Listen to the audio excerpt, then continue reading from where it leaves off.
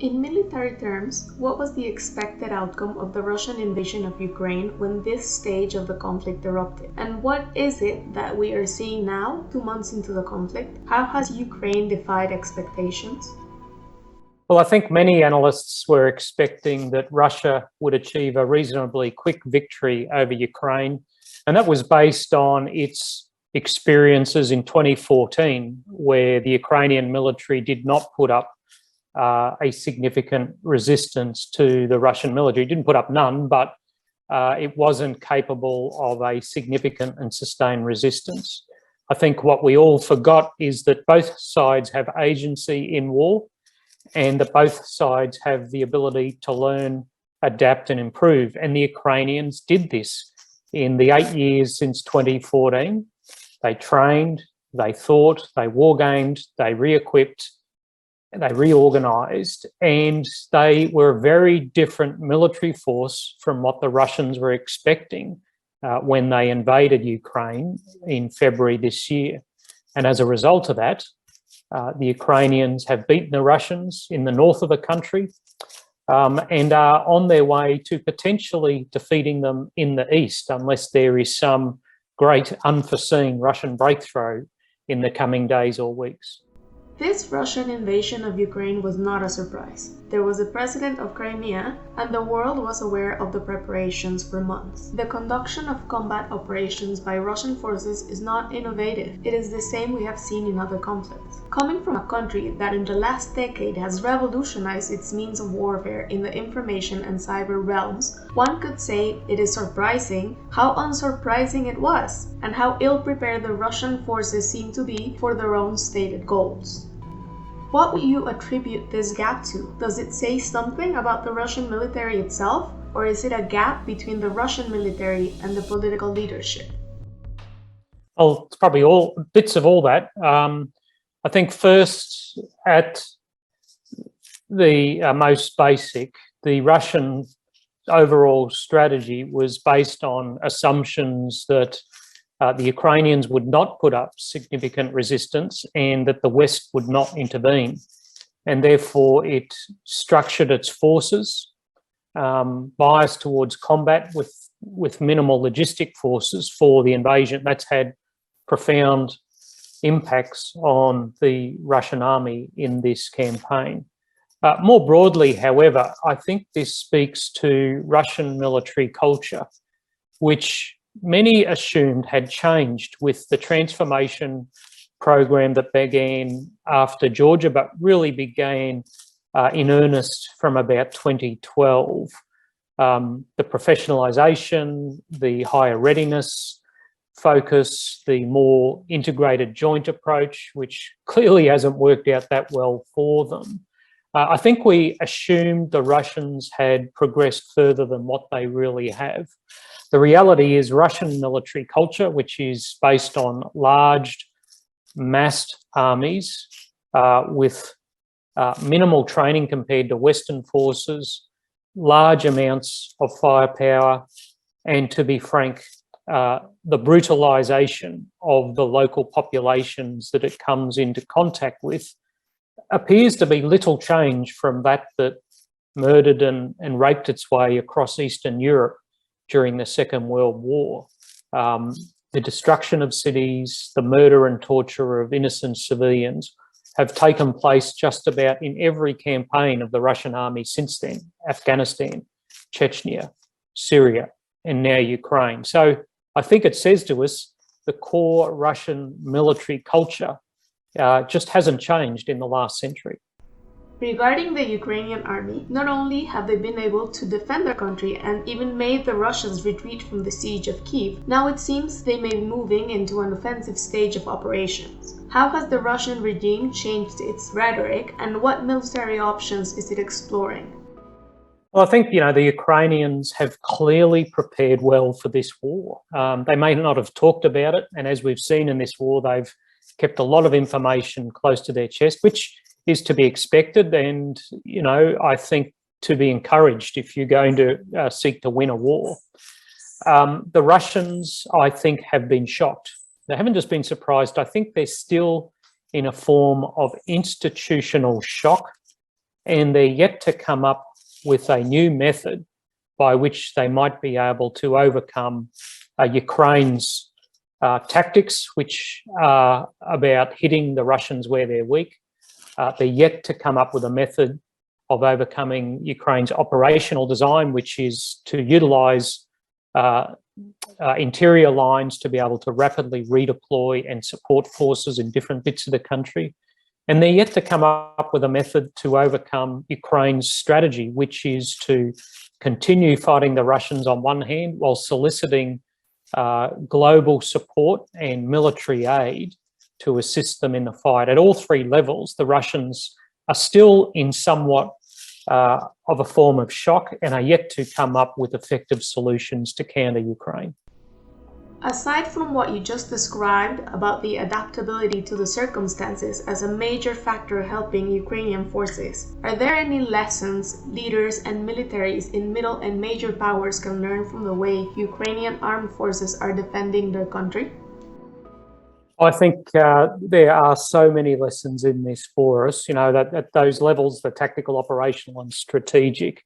But I think it's fair to assert at this point in time that the Ukrainians are the most experienced contemporary military force in the world when it comes to the kinds of conventional operations and strategic influence operations that are required in the 21st century. We should all be moving people to Ukraine when this war is over to learn from them first and foremost. But I think too we can learn from the Russians. And what we can learn from them is that if you are going to reform your military, firstly, have very clear desirable outcomes. And then secondly, try and achieve them in a way that is transparent to your government. Because I think the Russians have been talking up their transformation, but they haven't been doing it to the degree they should. And they haven't been realistic in telling their government accurate outcomes of that program of transformation. So I think there's lessons from both sides for Western military organisations out of this war and the preparations that Ukraine and Russia made for it. Many have argued that this is a proxy war and that it is truly a test about confrontation with the West. Is it really a proxy war? And does this mean a reversion to the nuclear fears of the Cold War? I think there's a couple of interesting points you've raised there. Firstly, this doesn't really fit the definition of a proxy war because generally in a proxy war, the two main protagonists don't engage in combat with each other. They use proxies or subordinates to do that. In this one, the big bad Russia is engaged and it's directly fighting Ukraine, which isn't really a proxy for the United States, even though the West is certainly supporting it. I mean, as someone once said, the Cold War was just like a barroom fight where the two biggest guys in the room were punching everyone except each other. That's not quite what we're seeing here, but we could see that in future.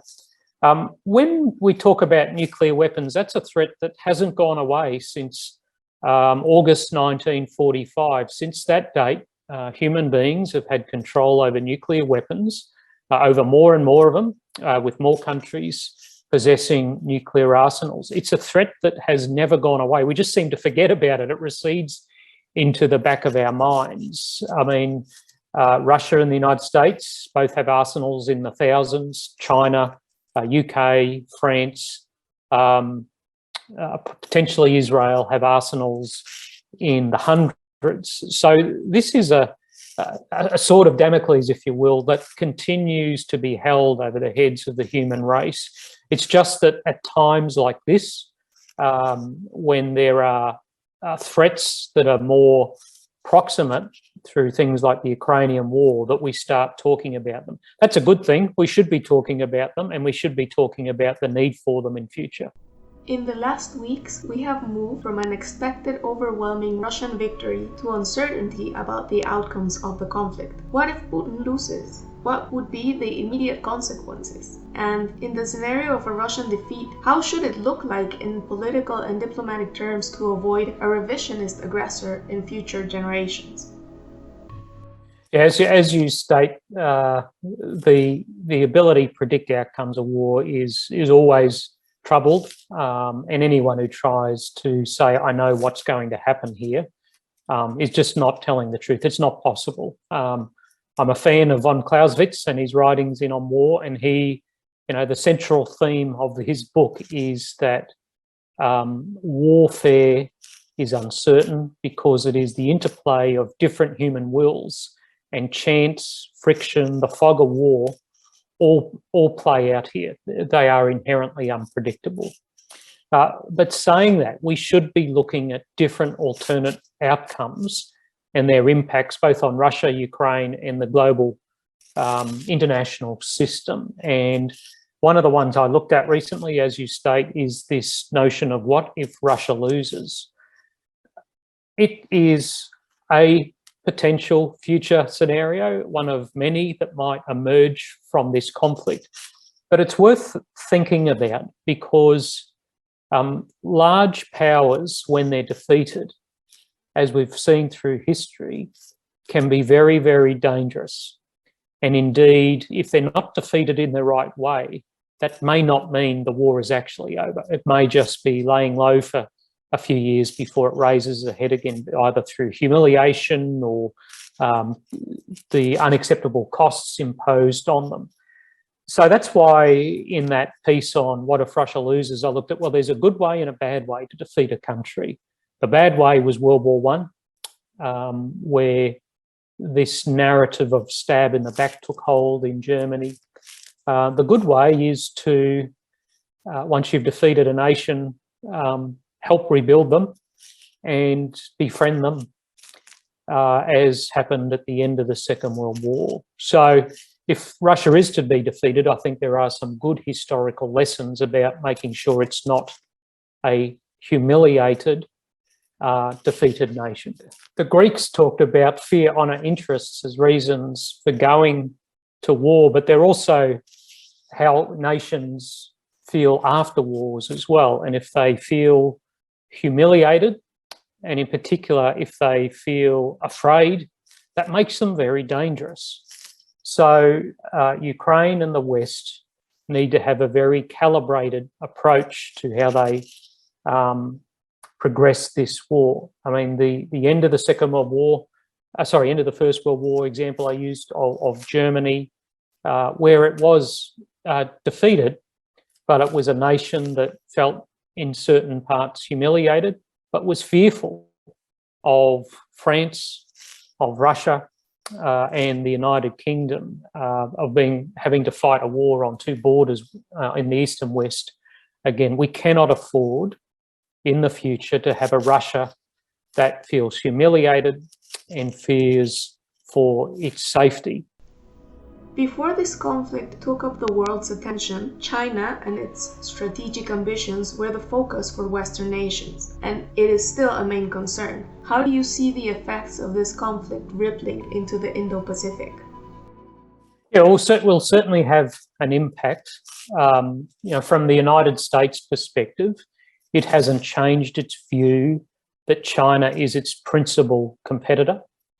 And one of the reasons, not the only one, but one of the reasons it hasn't directly intervened is because it wants to maintain this focus on deterring Chinese coercion and other activities throughout the Indo-Pacific region. Of course, the US also doesn't want to put boots on the ground because it would then conform to Putin's narrative about threats from the West against his nation. So countries like Australia, Japan, and others, whilst maintaining our focus on the Western Pacific and this competition with China, have provided aid to Ukraine and have much to learn from the conflict. First and foremost is that if we support a democracy that is under threat, we challenge this narrative that Xi and Putin have concocted over the last decade or so of the West in decline. The West in decline narrative was a central part of Putin's assumption going into this war that it wouldn't support Ukraine. So that narrative, with the West coming together with a sanctions regime, humanitarian aid, economic aid, military aid too, Ukraine has been challenged.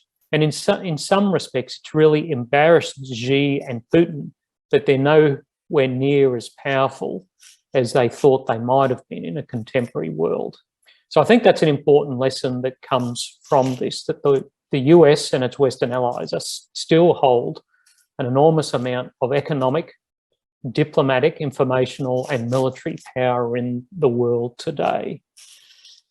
We could look at some of the operational lessons. I think the principal one about invading a democracy when you're an authoritarian is that you need to do it quickly. It takes a little bit of time for the West to get its act together, but when it does, it's very hard to defeat. So the Chinese will be looking at Taiwan. They have been very clear in their intentions, particularly under President Xi, that Taiwan is part of China and they want it back. And if it doesn't join voluntarily, they will take it back. They've said that in speeches, and they've implied it through this massive military build-up, which has no precedent in peacetime in the last century or in any era in some respects. So the Chinese are looking at the lessons from Ukraine just as carefully as we are, and we should be trying to appreciate what they might take from this war as well as what we might take from it. How is the Australian military transforming to meet the China challenge? And what can you tell us about the future of warfare? Every new technology is useful, but there are actually no advanced technologies that are going to solve our national security problems in the future. It is the combination of new thinking and ideas, new ways of organising ourselves, and new ways of developing the capacity of our people combined together in the right ways that are really going to give us military and national security advantages in the 21st century. Well, even before Australia became a nation, when it was separate colonies, there was a strand in how we saw the world. We always saw some kind of threat. At one point it was the French. In the early part of the 20th century, it was the Russians. It was then obviously the Japanese in the Second World War, and then after that the Russians again.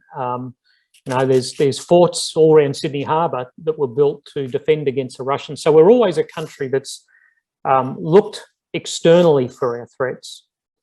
And the Chinese actions, particularly in the last 5 years, in how they've sought to buy influence throughout the Pacific, how they've sought to coerce Australia in particular, and bully it into submitting to a whole bunch of demands, including its formal 14 demands, which no sovereign country, not yours, not mine, would ever submit to, has highlighted to Australian politicians, Australian businesses, and the Australian people more broadly that the threat from 21st century wealthy techno-authoritarians is a real one. It's not just something that people beat up to get funding for think tanks or military spending. So in 2020, the Australian government announced a defence strategic update. It was actually launched at the Defence Academy. I was sitting there in the audience while the Prime Minister launched it. And it was about reorienting the Australian military on the threats in the Indo-Pacific to make it more lethal, to give it longer range strike capacity, and to make it a more deployable and ready organisation to, firstly, to deter the coercive activities of countries like China, but principally China, to engage with our region, to make sure other threats might not manifest. And if we couldn't shape or deter our way around the problem, to be able to respond militarily, either by ourselves or hopefully with our friends in the region, as well as the United States, against the kind of threats particularly posed by